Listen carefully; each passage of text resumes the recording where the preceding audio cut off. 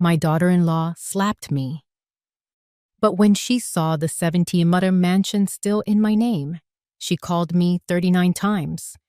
I still remember the sting on my cheek that winter afternoon, the sound of my own breath shaking as my daughter-in-law walked away without a word. Hours later, she stood in my living room again, smiling as if nothing had happened, and talking about how a woman my age shouldn't have to manage such a big house. What she didn't know was that the $17 million mansion she had her eyes on had never left my name. When she finally found out, she called me 39 times in one night. I used to believe silence kept a family together, but that night I learned silence can be a weapon too. Before we continue, please subscribe to the channel and let us know where you are listening in the comments. Subscribe if you understand what it feels like to be treated as a burden, even after carrying the family on your back. The mornings in Newport have a way of creeping into your bones. That fine mist that rolls in from the Atlantic seems to settle on the skin and stay there, carrying with it the faint tang of salt and the memory of every storm that has ever brushed this coastline. I woke early, as I always do, to the sound of gulls quarreling over scraps down by the docks. My knees protested as I swung my legs out of bed, but I have learned to greet each ache like an old acquaintance. At 74, I count it as a blessing that I can still move through my own home without help. The house sits on a rise just beyond the seawall, a colonial revival with tall white columns and windows that drink in the morning light. I have lived here for nearly 40 years. Every room carries the shape of my life. The kitchen still smells faintly of rosemary and lemon from yesterday's roast chicken. The library holds the scent of old oak and dust, the kind of dust you stop trying to chase because it belongs as much as the books do. Out back, the rose garden is waking slowly, buds tight against the early chill. That morning, I moved through my usual routine. Coffee first, strong enough to stand a spoon in. I drank it at the kitchen island while checking the day's grocery list. I planned to stop by the farmer's market later for fresh clams and some of those sweet little carrots I like. The market has been my Saturday ritual since before my husband passed. It is one of those habits that keeps me tethered to a sense of continuity, even as so much else shifts beneath my feet. I had just finished wiping down the counter when I heard the crunch of tires on the gravel drive. A glance through the front window showed Brian's black SUV turning in, Sloan in the passenger seat. The two of them rarely come without calling first, so I knew there was a reason for this visit. I smoothed my sweater, more out of habit than vanity, and opened the front door before they reached the steps. Brian hugged me lightly, the way a man does when he is thinking about other things. Sloane's smile was the kind that doesn't reach the eyes. She carried a large tote bag over one shoulder, the kind meant to suggest casualness, though I doubted anything she did was without calculation. We settled in the living room, the three of us arranged like polite strangers at a doctor's waiting room. Brian asked how I was feeling, the kind of question that sounds warm but carries no real heat. I told him I was fine, busy with the garden and my reading group. Sloane tilted her head, glancing around the room as if taking stock of what might need updating. It did not take long for her to steer the conversation to the house. She spoke about upkeep, about how hard it must be for me to manage such a big property alone. Her voice was soft, each word wrapped in concern, but I could hear the faint metallic ring beneath it. I told her I had no trouble keeping up. I did not tell her about the mornings my hands stiffened so badly I could barely turn the doorknob, or the evenings when the silence pressed against the walls like a tide coming in. Some truths are best kept for yourself. The air shifted when she mentioned the idea of downsizing. It was not the first time she had raised it, but there was a different edge to it now.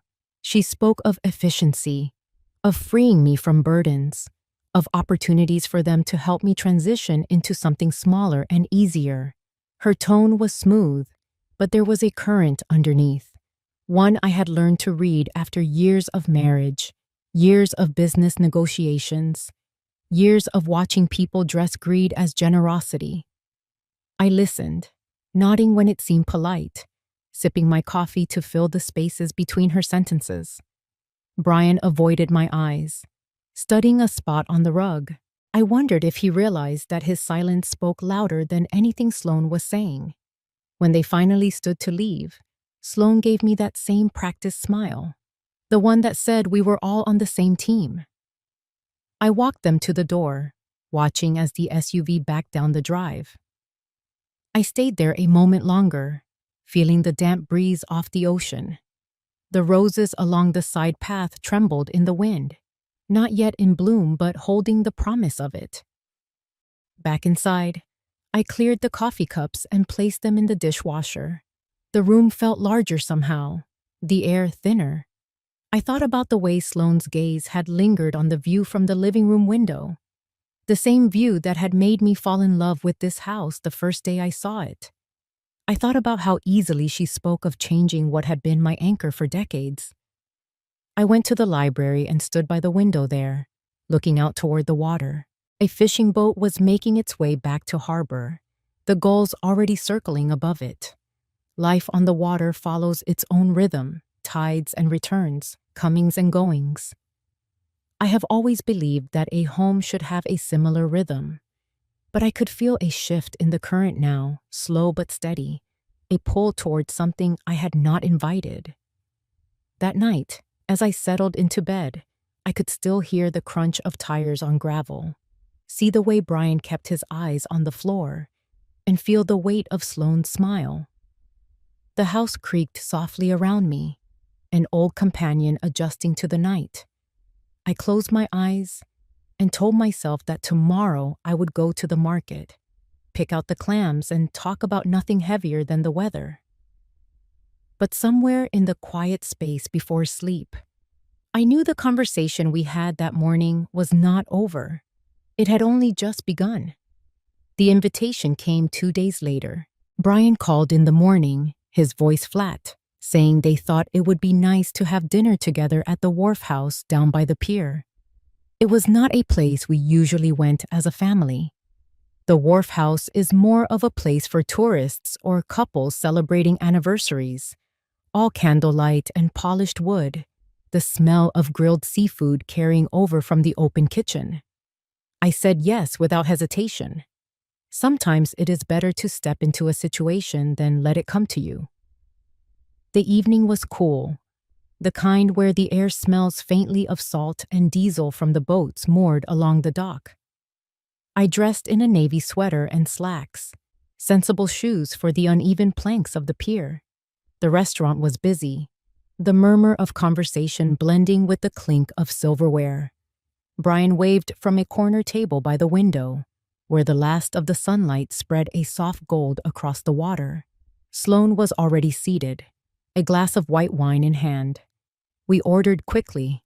I chose the grilled swordfish, something I have eaten here for years, though never with them. Sloane chatted easily at first, telling stories about a client's vacation in Italy, laughing in a way that showed she had been practicing. Brian nodded along, looking more relaxed than I had seen him in weeks. It was almost comfortable until the conversation shifted. It started with a comment about the storm last winter and the shingles that came loose from the roof.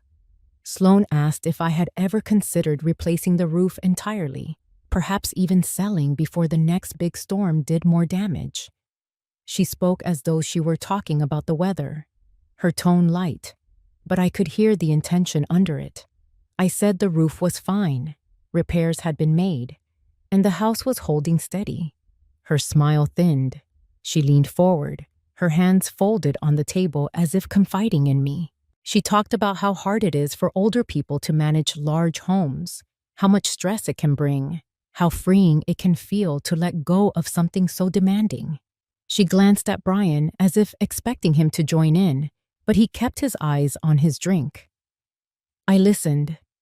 I have learned that silence can feel heavier than any argument, and sometimes people will rush to fill that silence with more than they intended to reveal. Sloane went on. speaking about market values, how properties like mine were at their peak, how a smart move now could mean a comfortable future without worry. She spoke as if I had not built that future already, as if my years of work and careful planning needed her blessing to be complete. The waitress brought our meals, breaking the thread of her pitch. We ate in near silence for a while. The swordfish was perfectly cooked, flaky and tender, but it tasted muted against the current of the conversation. Out the window, the tide had turned, pulling the water away from the shore in slow, steady streams. When the plates were cleared, Sloane steered us back toward her topic. She said she had been talking to a friend in real estate who thought the property could fetch a record price. She mentioned the idea of a smaller home, something in town, close to shops and the library. Her voice softened when she spoke of convenience, of safety, of neighbors nearby. I smiled and told her I liked my view of the water and my roses, and that seemed to end it, at least for the moment. As we stood outside waiting for Brian to settle the check, Sloane walked beside me on the pier. The wind had picked up, carrying the sharp scent of the sea. She leaned in slightly and said in a voice meant only for me that a big old house can be dangerous for someone my age. Her tone was still smooth, but there was an edge to it now, something colder. She mentioned that accidents happen all the time, a slip on the stairs, a fall in the garden, and that sometimes no one is there to help. I looked out toward the darkening horizon, letting her words pass without answer. The gulls were gathering again, their cries carrying over the water, sharp and insistent. I could feel her watching me, waiting for a reaction, but I gave her none. Brian came up behind us then, jangling his keys, and the moment passed. The ride home was quiet. I sat in the back seat, watching the streetlights flicker over the hood of the car. Sloane talked to Brian about a new project she was working on, her voice bright again, but I heard the echo of her earlier words in every sentence. When they dropped me off, I walked up the path alone. The roses along the side were just beginning to open, their petals pale in the moonlight. I paused at the front door, letting the sound of the ocean steady me. Inside, the house felt solid, the walls holding their quiet like a promise. I knew the conversation at dinner had not been about storms or convenience or safety. It had been about control, about seeing how far she could press. I closed the door and locked it, the click of the bolt louder than usual in the stillness. Upstairs, I changed into my nightclothes and sat by the window for a long time, watching the reflection of the moon ripple across the water. The air was cool against my face, and I breathed it in slowly. Whatever current she thought she was setting in motion, I could feel my own rhythm underneath it, steady and sure. And I knew, with the same certainty I know the tide will always return, that this was not the last I would hear of her plans. The afternoon slid in gray and heavy, the kind of sky that pressed low over the water until the horizon looked bruised. I had spent the morning pruning the roses and sorting mail at the kitchen table, routine work that keeps a house honest. Just after 3, I heard the car again on the gravel and felt that small tightening in my chest that had become familiar. I wiped my hands on a towel and went to the front hall. The doorbell chimed, bright and polite. I opened the door to find Brian on the step, shoulders set as if bracing for wind, and Sloane behind him with a new handbag and a look of composure that sat too neatly on her face. We moved to the living room because that is where families pretend to be their best selves. The surf sounded faint through the windows, a soft pulling and returning that usually steadies me. Today it sounded like a clock I could not slow. Sloane began with concern. She had been thinking about safety. She had read about break-ins along the coast. She worried about me alone in a big house. She said a locksmith could change the back door hardware in an hour, and she had already spoken to someone about a schedule. Her words were smooth, each one placed with care like dishes set out for company. I said the locks were fine. I said I preferred to keep my keys and my routines as they were. Her smile did not change, but something else did. She walked to the back of the room and looked out at the yard as if considering where to put a fence. She said there had been incidents with older homeowners. She said it was unwise to ignore risk. She said she and Brian were ready to take responsibility. Brian stood by the mantel, silent, studying the framed photo of his father in a navy blazer, a photo that sits there like a lighthouse in a fog. I felt the distance widen between the three of us, even though we were only a few steps apart. I told them again that I would not change the locks and that any decisions about the house would be mine. I spoke evenly because I have learned that volume rarely wins what dignity can. The room cooled by a degree.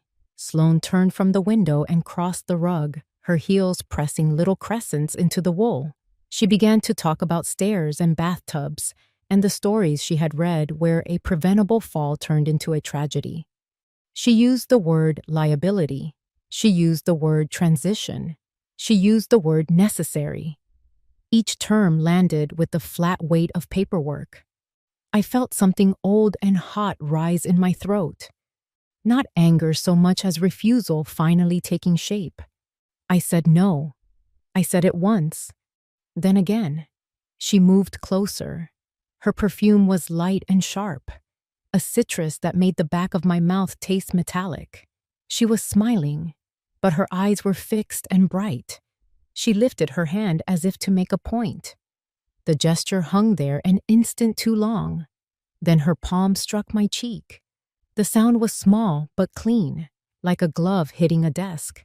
The sting came fast, then a bloom of heat that spread to my ear and jaw. Time did a small trick. Everything slowed, then rushed back. The surf rose and fell outside. The clock on the far wall ticked with ferocious calm. My hands stayed at my sides. I did not step back. I did not speak. I stared at the pattern of the rug and noticed a single strand of thread that had come loose near the coffee table, thin and pale like a winter hair. Brian moved a fraction, then stopped.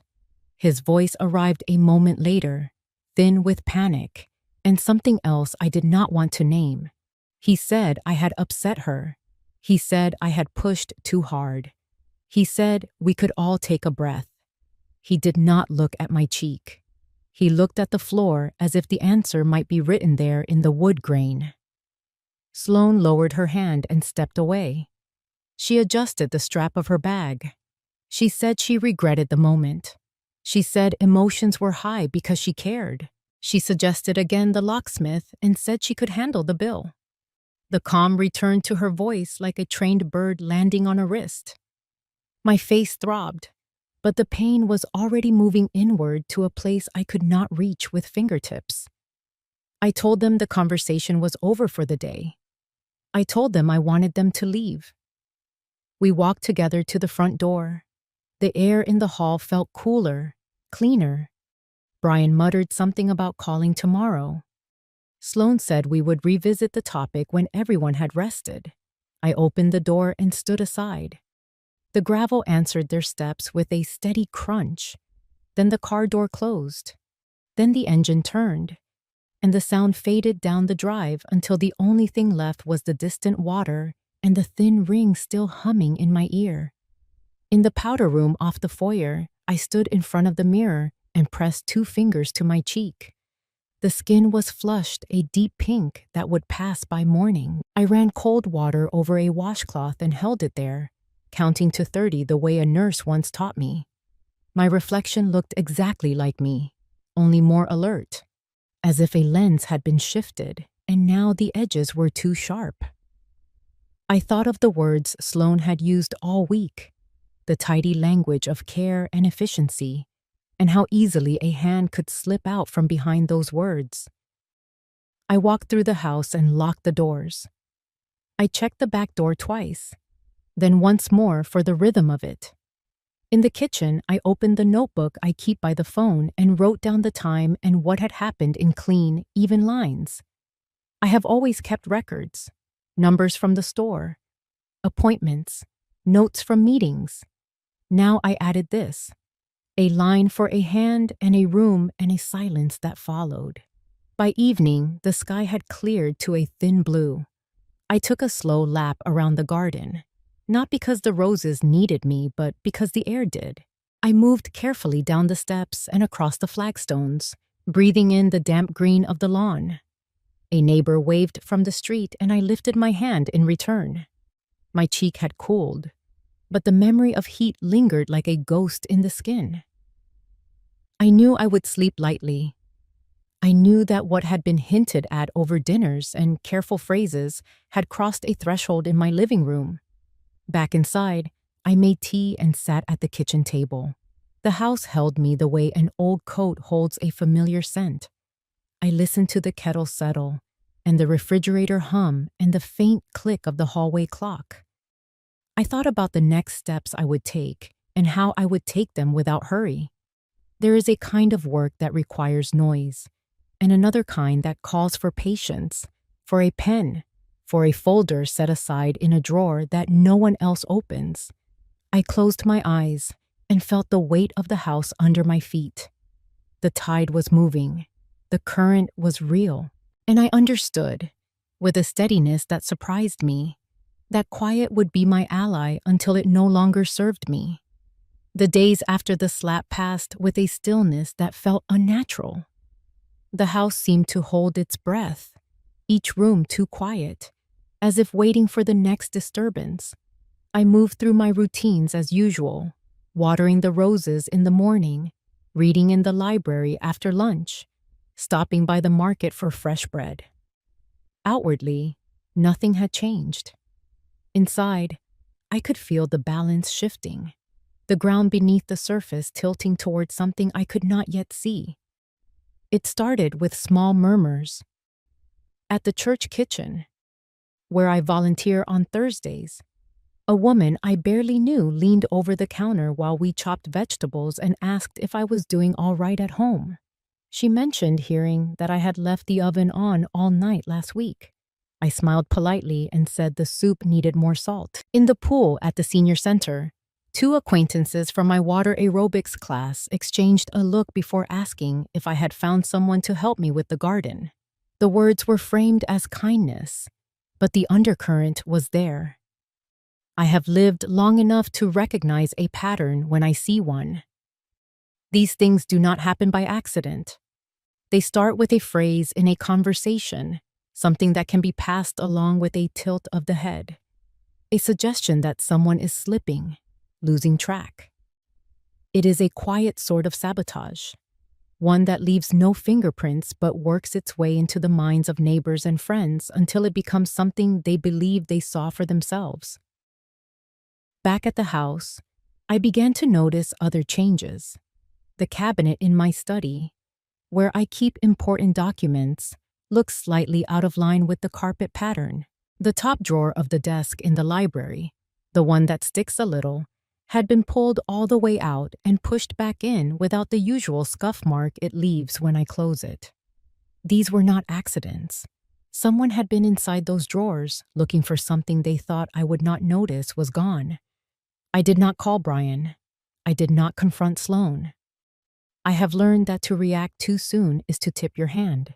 Instead, I took a slow walk down the gravel drive to the mailbox and then kept walking along the road until I reached May's house.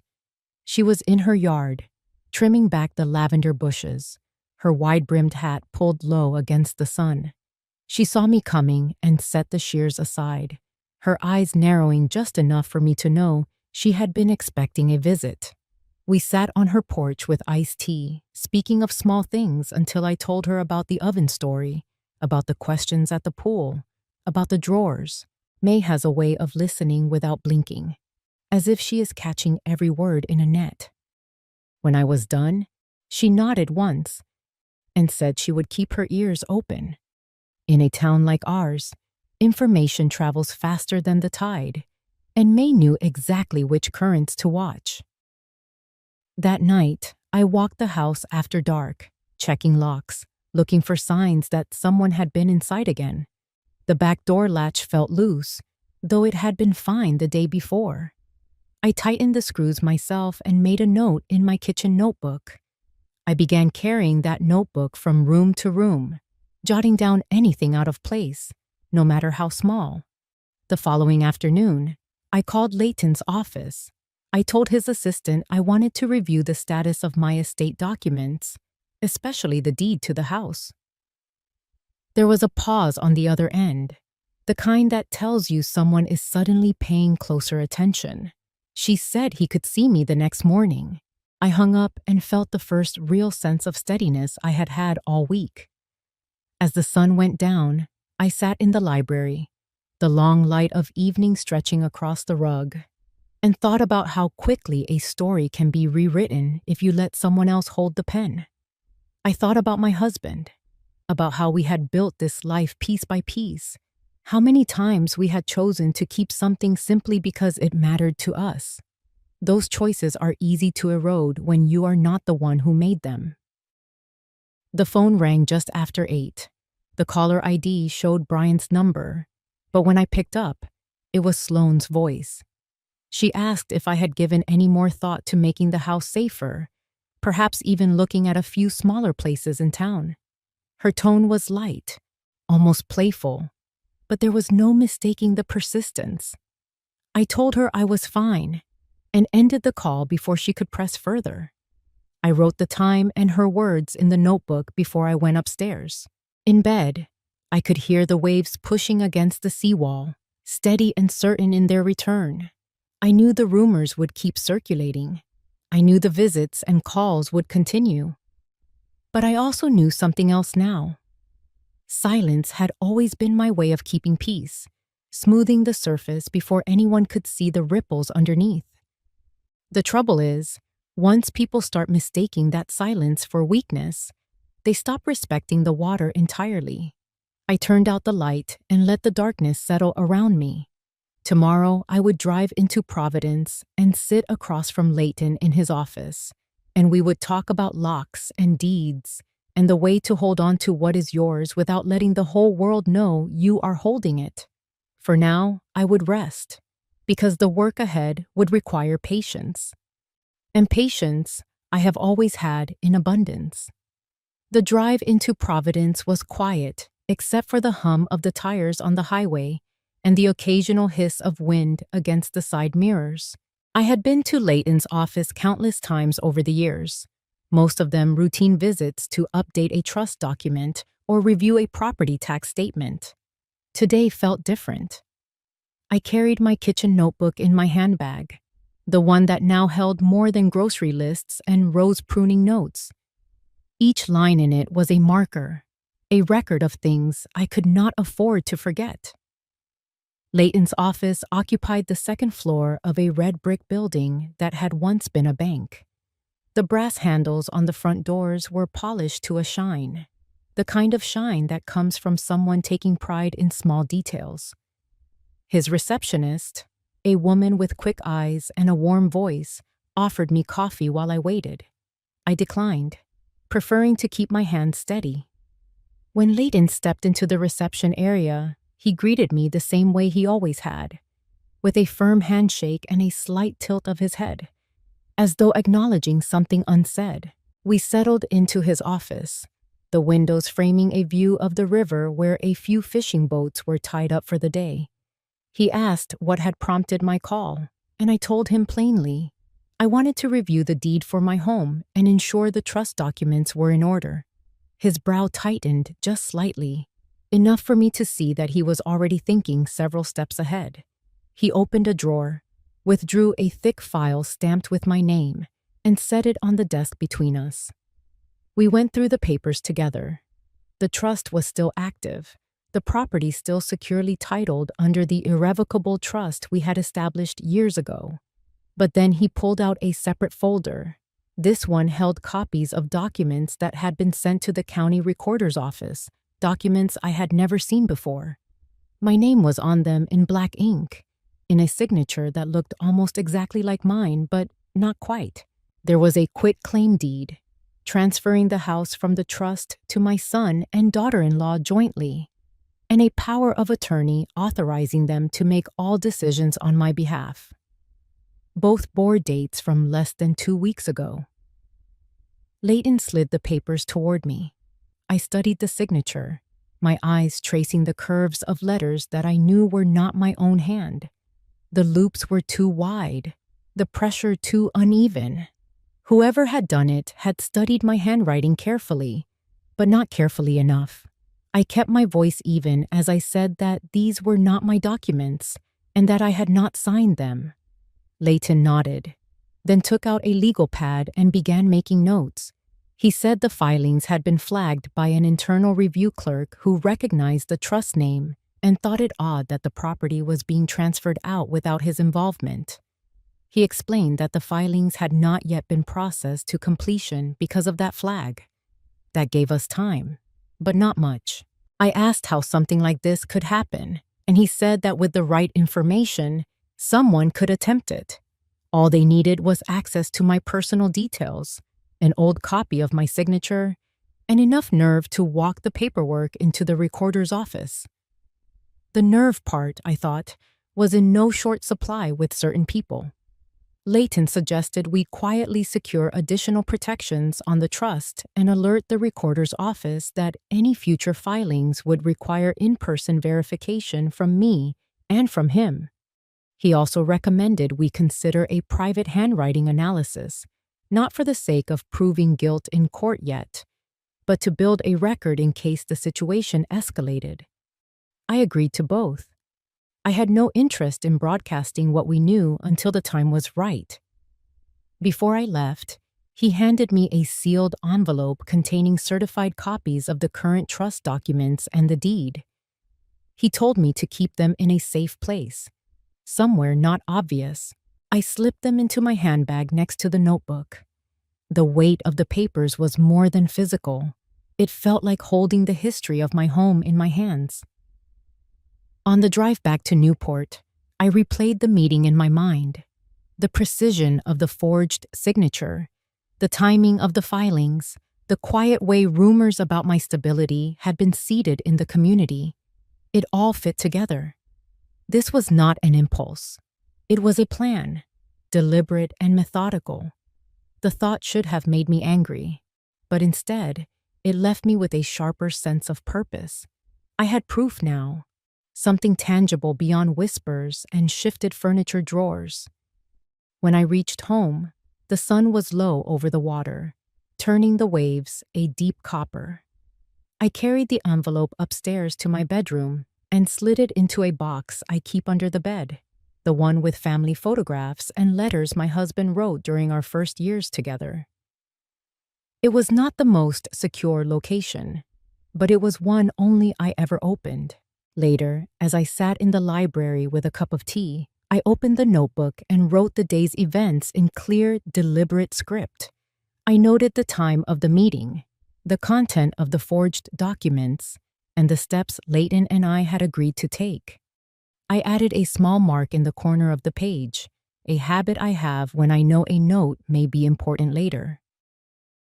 Outside, the tide had turned again, the water drawing back from the rocks before gathering itself for the next push forward.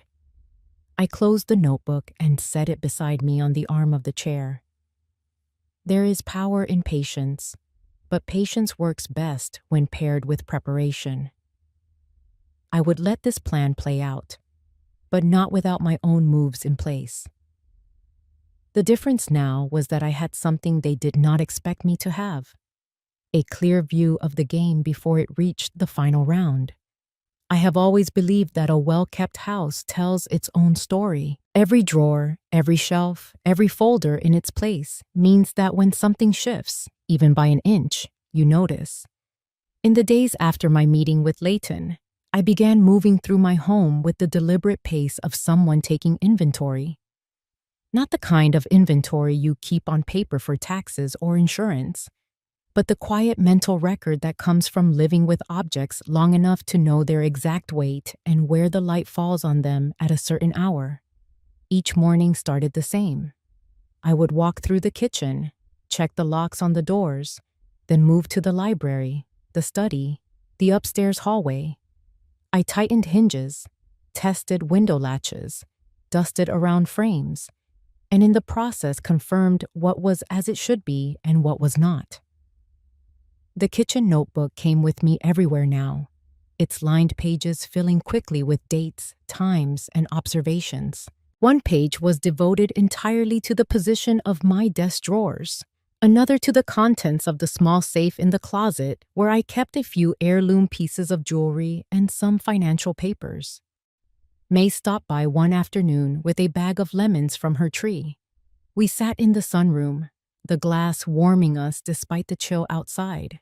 I told her, without going into the full detail of Leighton's findings, that I was keeping a closer eye on things. She listened without interruption, only nodding once when I mentioned the desk drawers. Then she offered to be my second set of eyes in town. If Sloane or anyone connected to her began asking questions in places they did not belong, May would hear of it. In a small community like ours, news moves faster through the people who are never in the headlines. That night, after dinner, I began the task of reorganizing the upstairs storage room. Most of it was the usual mix of seasonal decorations, old linens, and boxes of books. But in the far corner, I kept a locked cabinet. Inside were file folders from the years I ran the stores, along with personal records. I pulled everything out, checked for signs of tampering, then repacked it with the most current and sensitive documents buried at the bottom. The key went into a small tin I placed in the back of a kitchen drawer under a layer of dish towels. The following morning, I noticed the back door again. This time it was not just the latch. There was the faintest mark on the paint near the frame, the kind that could come from a tool slipping while trying to fit it into a lock. I took a photograph, printed it, and added it to the folder I had begun in my desk. On a separate page in the notebook, I recorded the date, time, and a note that the mark had not been there the day before. By midweek, I had installed a small motion-activated light above the back entrance. I told no one about it, not even May. The plan was simple. If someone came that way again, I would know. That evening, while sorting through old receipts in the library, I heard the faint click of the front gate. When I glanced through the curtains, I saw a woman in a dark coat walking past slowly, pausing for a moment at the edge of the drive before continuing on.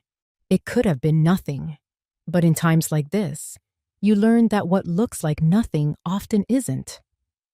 I began making copies of certain documents, not because I feared losing the originals, but because having duplicates stored in more than one place was another layer of defense.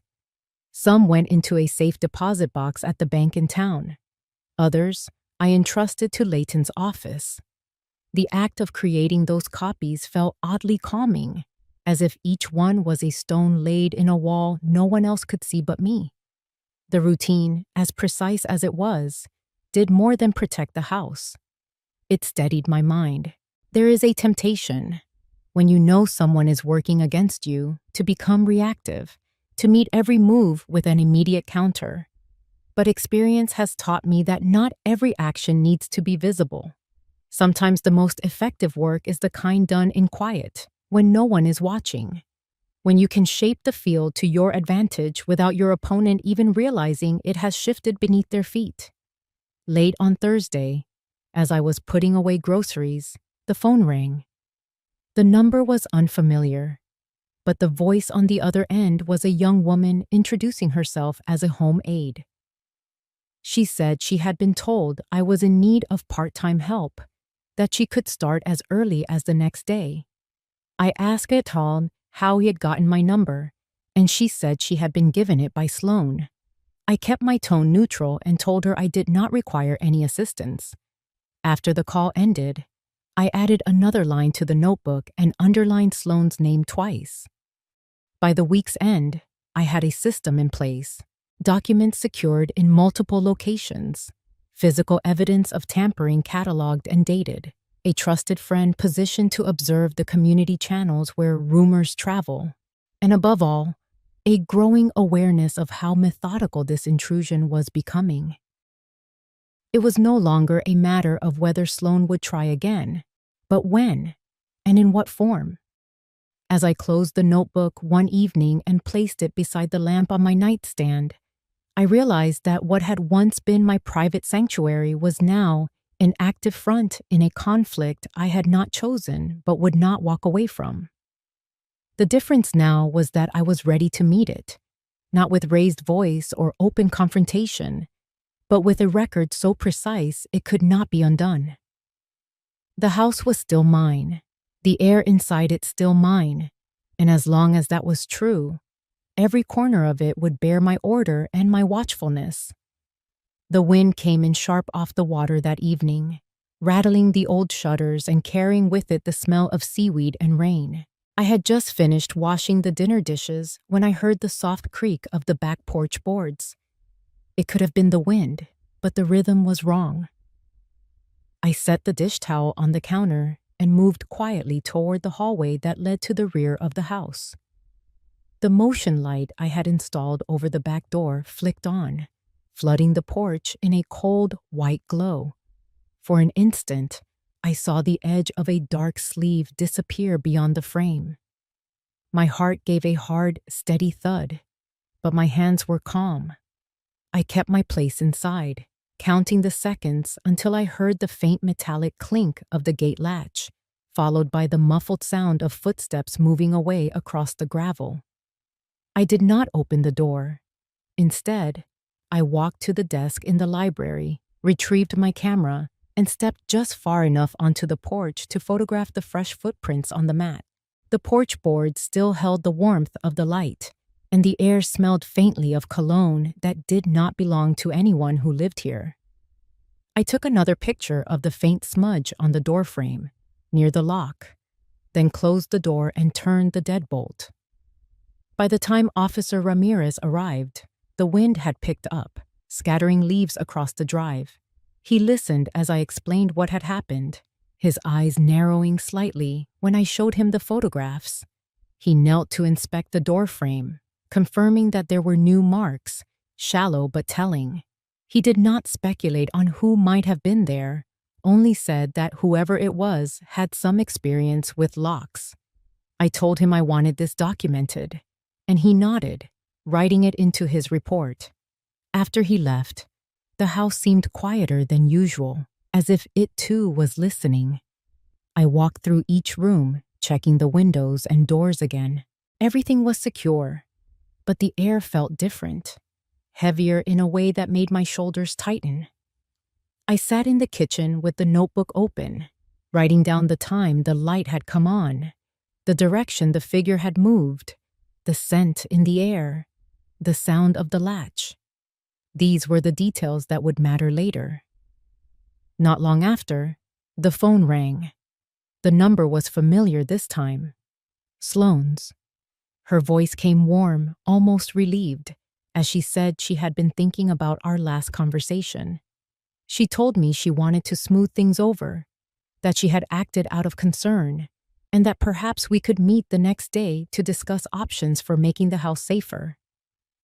The words were soft, but they pressed in all the same. I told her I would think about it and ended the call before she could go further. I sat for a long time after that, the phone resting on the table beside the notebook. The timing was too neat. A shadow on the porch 1 hour, a call offering reconciliation the next. It was not an accident. It was a test. I thought about the photographs, the report Officer Ramirez had filed, and the growing stack of notes in my book. I was no longer just responding to her moves. I was collecting the pieces that would form the picture she had hoped to keep hidden.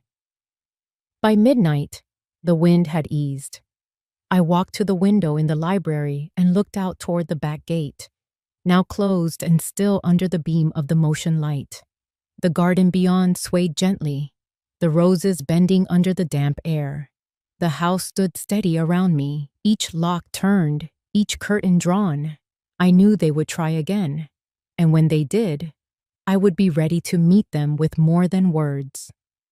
The next morning broke with a pale sky and a thin layer of frost on the lawn. I moved slowly through my routine, the night before still sitting in my chest like a weight. The photographs from the porch lay on the kitchen counter, alongside the police report Officer Ramirez had left me. I slid both into the growing folder in my desk, locking it before I poured my coffee. By mid-morning, the phone rang again. This time, the caller ID showed the number of the bank in town. Laura, the young woman who managed my account there, spoke in a quiet voice. She said someone had been in asking questions about procedures for using a power of attorney to authorize the sale of property. The person had a copy of a document with my name on it and claimed I had already signed.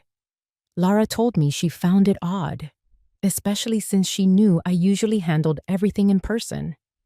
I thanked her, asked her to keep the conversation between us, and made a note in my kitchen notebook with the time and her exact words. After I hung up, I sat at the table for a long while, letting the pieces arrange themselves in my mind. The late-night visitor, the sudden offer from Sloan to meet, and now this inquiry at the bank. It was not just persistence anymore. It was acceleration. She was pushing toward something, and she believed the ground had been cleared for her.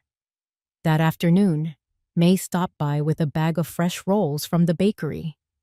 We sat in the sunroom, the winter light spilling over the glass table between us. I told her about Lara's call, about the copy of the document, and the questions at the bank. May's eyes sharpened in that way they do when she is fitting a puzzle together. She reminded me to keep my calm and let the rope play out, the same way her father had taught her to fish. Sometimes, she said, you have to let the line run until the catch takes itself. Later, I called Leighton and told him what Lara had said. He asked me to come by his office the next morning and to bring both my notebook and any copies of documents I had. His voice was steady, but I could hear the undercurrent of focus. He told me we were at the point where timing mattered. As dusk came in, I pulled on my coat and walked the perimeter of the property. The roses were bare now, their canes dark against the pale soil. The air smelled faintly of the sea, and the cold made each breath feel sharper. I paused at the back gate, running my fingers over the latch. The motion light above the porch clicked on behind me, throwing my shadow long across the yard. For a moment, I imagined another set of steps on the path, just out of view, but there was nothing except the wind moving through the hedges. Inside, I set water to boil for tea and opened the desk to review my notes. There was a certain satisfaction in seeing the record take shape, dates, names, events, each one tied to something tangible. I added Lara's call and underlined it twice. I knew now that whatever meeting Sloan wanted, it would not be for reconciliation. It would be for positioning, for making her next step seem inevitable. The phone stayed silent for the rest of the night. The house was still, the kind of stillness that comes before a change in the weather. I sat in the library with my tea, watching the lamplight pool across the rug, and felt the quiet stretch out like a held breath. In the morning, I would go to Leighton with what I had. The more she pressed, the more she revealed, and when the moment came, I intended to have every detail in place. Leighton's office was warm and smelled faintly of cedar when I stepped in the next morning. Outside, the wind had picked up, carrying the scent of rain. He was already at his desk, a stack of files open in front of him, his reading glasses low on his nose. He gestured for me to sit, then closed the door. I handed him my notebook and the copies of every document I had, including the unsigned power of attorney that Sloan must have tried to mimic. He flipped through each page with a steady hand, occasionally jotting something on a legal pad. His eyes narrowed at Lara's note about the bank visit. He explained that forging or altering such a document was not just unethical, but criminal, and that we now had grounds to involve the district attorney if needed. We went over my timeline, matching each incident with the evidence I had collected. He nodded slowly, as if weighing the shape of the situation. Then he told me he had arranged a discreet meeting with a contact at the DA's office. For now, he advised, I should continue to keep my interactions with Sloane polite but limited, giving her no reason to suspect the extent of what I knew. By the time I left his office, the rain had started. I drove through town, the wet streets reflecting the glow of the traffic lights, and stopped at the small diner near the waterfront for a late breakfast. The waitress, a woman about my age with silver hair pulled back into a neat bun, brought me coffee and a plate of eggs without needing to ask for my order. It was a comfort to be in a place where the routine was unshaken, where people knew you for yourself, not for what they thought they could take from you. When I got home, the answering machine light was blinking, 39 calls, all from Sloane's number. I listened to none of them, letting the count speak for itself. The mansion's title, still in my name, had clearly reached her ears. Whatever patience she had was dissolving, replaced by a frantic energy that made her reckless. In the afternoon, I went to the library to retrieve a box of old records stored in the bottom cabinet. Inside were letters from my late husband's attorney, property deeds, and photographs from the years when the house was still filled with the noise of family gatherings. I took out the most relevant papers and placed them in a separate folder, the one I intended to bring to Leighton's contact. That evening, as the rain tapped against the windows, I sat by the fire and reviewed my notes again. The pattern was clear now. Sloane had moved from charm to pressure, then to manipulation, and finally to outright forgery. It was a steady climb toward a single goal. The difference now was that I was no longer moving blindly through her path. Every step she took left a mark I could trace. I closed the folder and set it on the table beside me. The storm outside was building, but inside, there was a sense of readiness settling over me. Whatever she tried next, I would not be caught unprepared. This was no longer about enduring her presence. It was about making sure she understood that my silence had been a choice, and that choice was about to end. 2 days after the rainstorm, Leighton called to tell me the meeting with the district attorney's contact was set. It would take place at a quiet office on the east side of town, far from the courthouse and any prying eyes. He reminded me to bring every piece of original documentation I had, along with the copies, and to be prepared to recount the sequence of events without embellishment. I spent that afternoon arranging my folder until it looked like the evidence binder from a courtroom drama, each page marked and in perfect order. The next morning, I dressed with deliberate care. A simple navy suit, low heels, and my late husband's watch, polished until the silver gleamed. It was not vanity. It was armor, the kind of quiet statement that said I was neither frail nor to be dismissed. The office was tucked into a converted brick warehouse, the kind of place most people would pass without notice. Inside, a narrow hallway led to a conference room where a woman in her 50s sat waiting. Her handshake was firm, her eyes steady, and she listened without interrupting as Leighton introduced me and outlined the case. I began with the earliest incident, the gradual shifts in Sloane's behavior, the manipulations disguised as concern, and finally, the forged document. Each time I laid a piece of evidence on the table, the woman made a note on a yellow legal pad. She asked about dates, names, and whether any third parties had witnessed key events. I gave her Laura's account, the bank clerk's change in demeanor, and even the small details, like the sudden disappearance of my original deed from the home office file cabinet. When I finished, there was a silence in the room, the kind that hangs heavy before a verdict. She closed her pad and told me the DA's office would begin preliminary steps quietly. It was important, she said. not to give Sloane any reason to suspect she was under investigation until they were ready to act. That meant I needed to continue my routine, as though nothing had changed. The drive home felt longer than usual. My thoughts kept circling back to the image of Sloane pacing her kitchen, phone in hand, making call after call that I would never return. Her world was beginning to shift beneath her feet, though she had no idea how far it might crumble. That evening, I decided to hold my weekly bridge game with two neighbors as usual.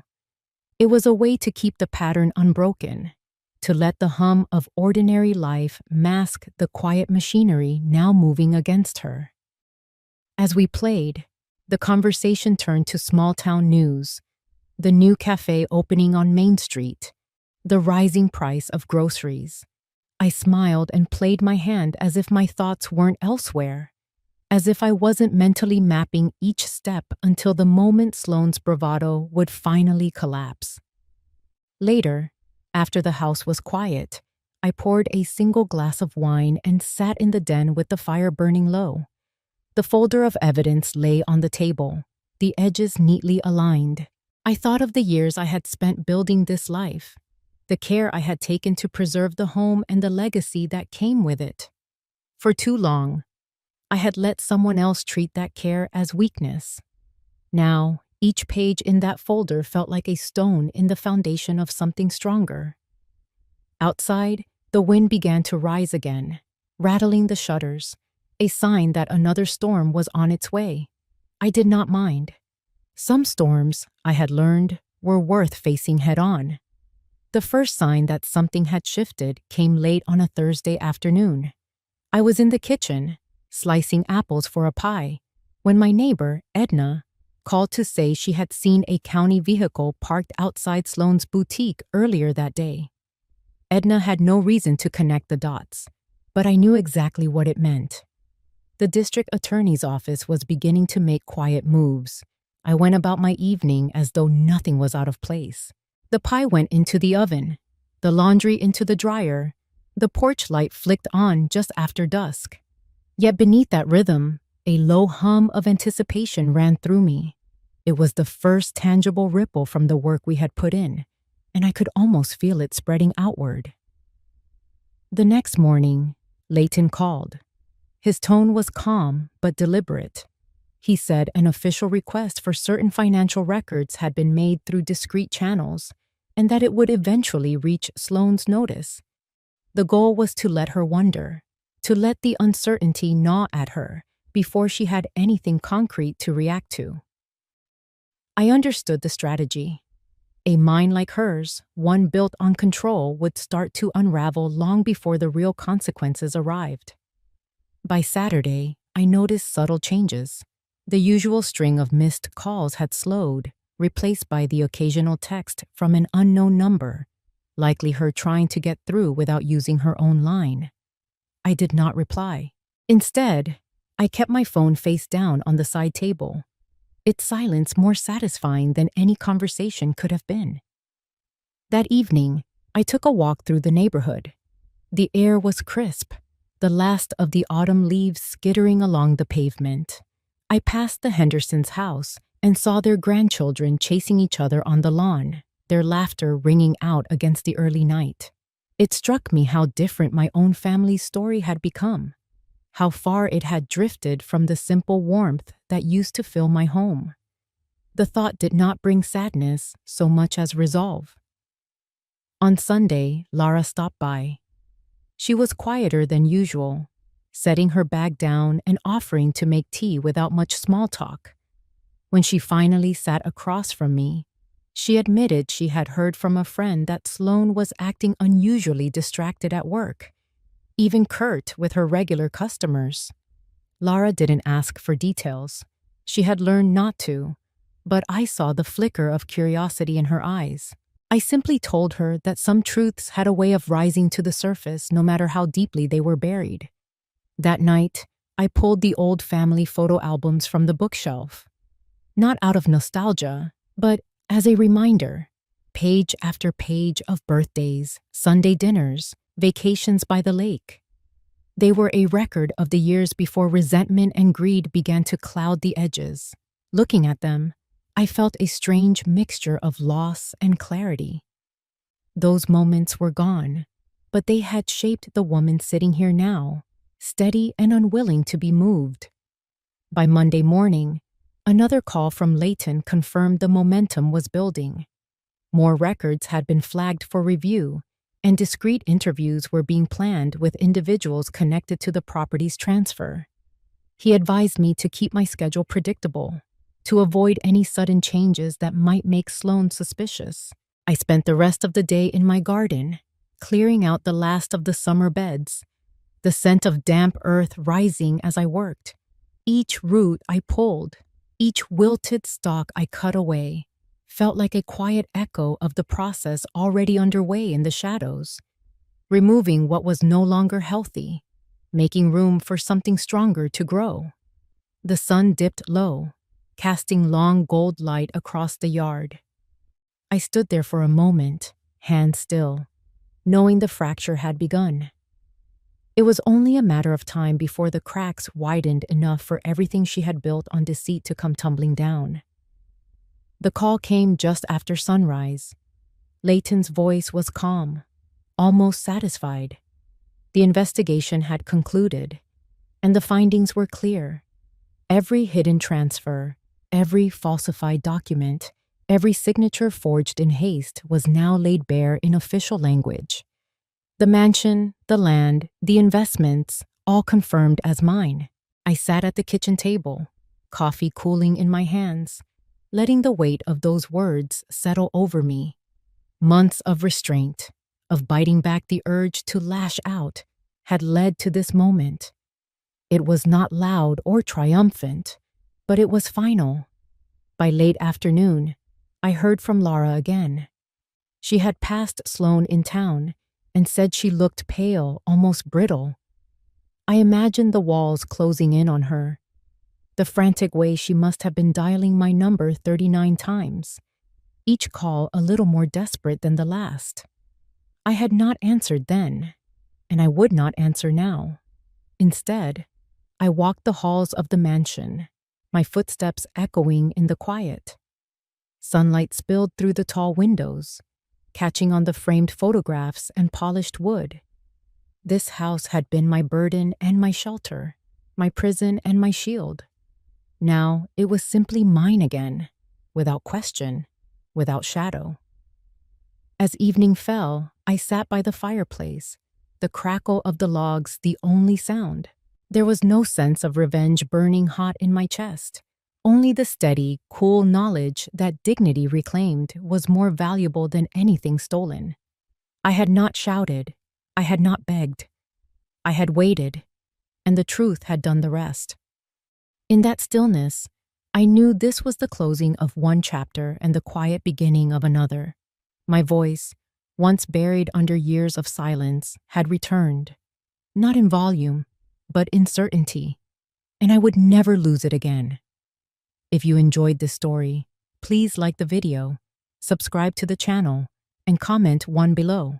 If not, feel free to comment 0 so we know and can improve future videos. To hear the next story, click the box on the left.